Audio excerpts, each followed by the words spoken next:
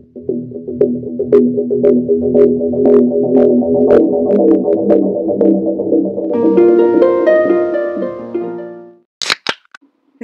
Huang atau lebih dikenal dengan nama Rudi Kurniawan adalah orang Indonesia yang sempat menggegerkan dunia wine internasional karena aksi penipuan besar-besaran yang dilakukannya pada tahun 2000-an.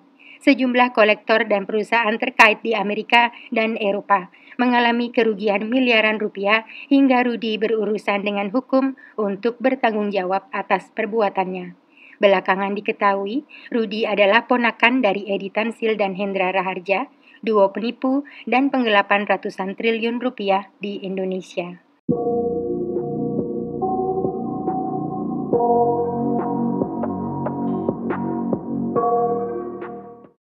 Wine adalah minuman berbahan dasar anggur yang sudah melalui proses fermentasi rumit hingga menghasilkan minuman beralkohol dengan cita rasa unik yang banyak digemari di Amerika dan Eropa. Produsen anggur kenamaan biasanya memproduksi wine mereka secara terbatas sehingga sering jadi buruan para kolektor. Rudi melihat kelangkaan beberapa merek wine sebagai peluang bisnis yang menguntungkan. Dia mulai mempelajari segala hal tentang wine lewat komunitas pecinta wine yang ada di kota Los Angeles. Rudi Kurniawan lahir pada tanggal 10 Oktober tahun 1976. Dia datang ke Amerika pada tahun 1998 menggunakan visa pelajar dan berkuliah di California State University Northridge. Setelah masa berlaku visanya habis, Rudi sempat beberapa kali mengajukan suaka, namun selalu ditolak oleh pihak keimigrasian Amerika. Bahkan pengadilan sudah memberinya deadline untuk segera meninggalkan Amerika secara sukarela, paling lambat pada tanggal 25 April tahun 2003. Namun, Rudi justru memilih untuk bertahan tanpa izin tinggal. Berkat bakat bisnis yang diwarisinya, karir Rudi meraih kesuksesan besar. Dia jeli membaca pasar dan tahu bagaimana membangun network yang tepat. Pada awal tahun 2000-an, Rudi rutin melakukan jual beli wine yang biasanya diadakan di rumah-rumah lelang. Namanya jadi populer di kalangan kolektor pada masa itu sebagai pemuda kaya raya asal Indonesia. Rudi sering mengadakan acara icip-icip wine langka bersama para kolektor-kolektor kelas kakap yang lain. Dalam setiap acara, Rudi memperlihatkan kedekatannya dengan Domaine de la Romanée Conti, produsen anggur Burgundy yang bergengsi. Saking akrabnya, orang-orang memberinya sebutan Dr. Conti, sang pemilik ruang penyimpanan anggur bawah tanah terbesar di dunia. Pada tahun 2003, Rudi berkenalan dengan John Capone, kepala rumah lelang kecil bernama Eker Merall & Condit. Rudi memanfaatkan rumah lelang kelas menengah tersebut untuk menjual koleksi wine-nya. Pada tahun 2006, Rudi tercatat telah mengikuti 2 lelang besar yang diadakan oleh Eker Merall & Condit. Pada lelang pertama, Rudi berhasil menjual wine setara 150 miliar rupiah lebih. Dan pada pelelangan kedua, setara hampir 400 miliar rupiah. Beberapa hari setelah pelelangan keduanya yang berhasil mencetak rekor sebagai penjualan terbesar, Rudi mendapat pinjaman dari Eker Merall & Condit dengan jaminan koleksi anggur serta beberapa karya seni sebesar 132 miliar rupiah. Dana pinjaman itu digunakannya untuk membiayai gaya hidupnya yang wah. Meski sudah kaya raya, tetapi Rudi belum puas juga. Dia terus mengulangi aksinya hingga suatu hari kepalsuan Rudi terbongkar karena keserakahannya sendiri. Semua berawal pada bulan April tahun 2007, ketika rumah lelang Christie di kota Los Angeles merilis katalog berisi barang yang akan mereka lelang. Di antaranya milik Rudi Kurniawan, sebuah wine produksi Chateau Leping dengan label tahun 1982. Tak lama setelah itu, produsen wine menghubungi pihak rumah lelang Christie untuk mengabarkan wine milik Rudi di dalam katalog tersebut palsu. Rumah lelang Christie pun dengan berat hati membatalkan pelelangan. Setelahnya, semakin banyak bermunculan informasi terkait kepalsuan koleksi anggur milik Rudi Kurniawan. David Molinox-Berry, mantan kepala rumah lelang di Sotheby's, menemukan bahwa 8 botol anggur Chateau Lafleur tahun 1947 milik Rudi yang pernah dilelang di sana ternyata juga palsu. Setahun kemudian, Lauren Ponsot, pewaris pabrik penyulingan wine Domaine Ponsot, menemukan 22 botol wine palsu yang katanya diproduksi oleh pabriknya dalam katalog keluaran rumah lelang Aker, Merrell and Condit. Pada labelnya tertulis, botol-botol tersebut diproduksi pada tahun 1929.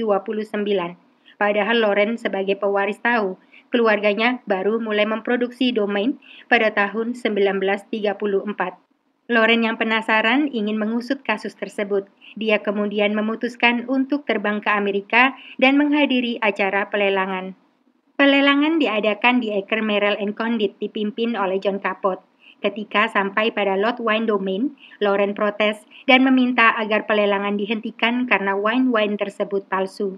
22 botol wine Domaine palsu itu adalah milik Rudy Kurniawan. Saat dikonfirmasi, Rudy berkelit dan melempar kesalahan kepada pemasoknya dari Indonesia bernama Hendra. Rudy sempat memberikan 2 nomor telepon Hendra di Indonesia, tetapi saat ditelepon, nomor yang satu terhubung ke gedung perkantoran dan yang lain terhubung ke kantor maskapai penerbangan. Sejak peristiwa tersebut, banyak yang mulai meragukan keaslian koleksi wine milik Rudy Kurniawan, terutama yang diperjualbelikan lewat beberapa rumah lelang bergengsi. Pada tahun 2009, William Koch atau biasa dipanggil Bill Koch menggugat Rudy Kurniawan atas penipuan wine palsu yang dibelinya lewat beberapa rumah lelang hingga mengalami kerugian sebesar 4,4 juta dolar atau setara 66 miliar rupiah saat ini. Namun, tuntutan tersebut berakhir dengan sebuah kesepakatan, di mana Rudy akan memberikan ganti rugi sebesar 3 juta dolar atau setara 45 miliar rupiah kepada Bill Koch. Pagi-pagi sekali pada tanggal 8 Maret tahun 2012, warga di lingkungan Arcadia, California, dikejutkan dengan kedatangan petugas dari Kepolisian Federal Amerika. Rupanya mereka sedang melakukan penangkapan Rudy Kurniawan yang juga tinggal di sana dengan tuduhan penipuan. Rudy yang baru bangun tidur terlihat tenang dan santai saat digelandang keluar rumah dengan tangan terborgol. Para petugas menemukan tumpukan kardus berisi wine murahan, rata-rata diproduksi pada awal tahun 2000-an. Selain itu, mereka juga menemukan 19.000 lembar label botol anggur palsu dari 27 merek mahal. Hasil penyelidikan menyimpulkan selama ini Rudy Kurniawan telah menipu banyak orang. Diduga dia mencampur anggur murahan dengan anggur mahal agar cita rasanya unik, lalu mengemasnya kembali dalam botol dan label palsu yang dicetak semirip mungkin, sehingga bisa dijual dengan harga tinggi. Seperti penipu kebanyakan, Rudy sangat jago manipulasi dan mudah meyakinkan lawan bicaranya. Namun sepandai-pandainya tupai melompat, akhirnya pasti jatuh juga. Persidangan atas kasus penipuan yang dilakukan oleh Rudy Kurniawan tersebut berlangsung selama 9 hari, dimulai pada tanggal 9 hingga 18 Desember tahun 2013. Dewan juri secara bulat menyatakan Rudy Kurniawan bersalah atas tuduhan pemalsuan hingga merugikan banyak orang dengan nilai puluhan juta dolar. Pada awal bulan Agustus tahun 2014, Rudy Kurniawan dijatuhi hukuman 10 tahun penjara yang dijalaninya di LP Federal Pecos, Texas. Seluruh aset milik Rudy di Amerika senilai 200 miliar rupiah lebih disita oleh pemerintahan di sana. Selain itu, Rudy juga diwajibkan membayar ganti rugi kepada 7 korbannya sebesar 400 miliar rupiah lebih.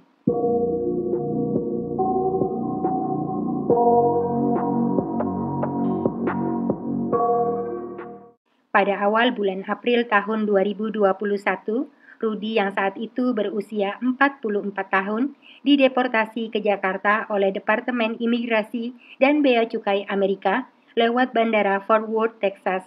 Sejak itu tidak terdengar lagi kabar tentang keberadaannya.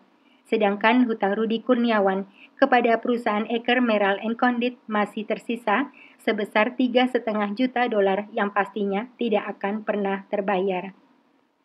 Rudy Kurniawan mencetak sejarah kelam dalam dunia pecinta wine. Kebangkitan dan kejatuhannya sering dibahas oleh banyak orang sebagai pengingat akan perlunya kewaspadaan dalam berbisnis. Pada akhirnya, setiap tindakan pasti ada konsekuensinya. Bagaikan membangun rumah di atas pasir, pastinya mudah roboh tertiup angin.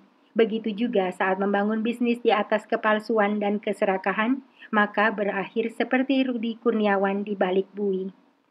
Bagaimana menurut kalian? Ikuti terus kasus-kasus menarik lainnya yang diunggah setiap minggu. Dukungan kalian sangat berarti untuk kelangsungan channel Weekly. Jangan lupa di-subscribe, like, dan komen ya. Sampai bertemu dalam kasus berikutnya. Terima kasih semuanya.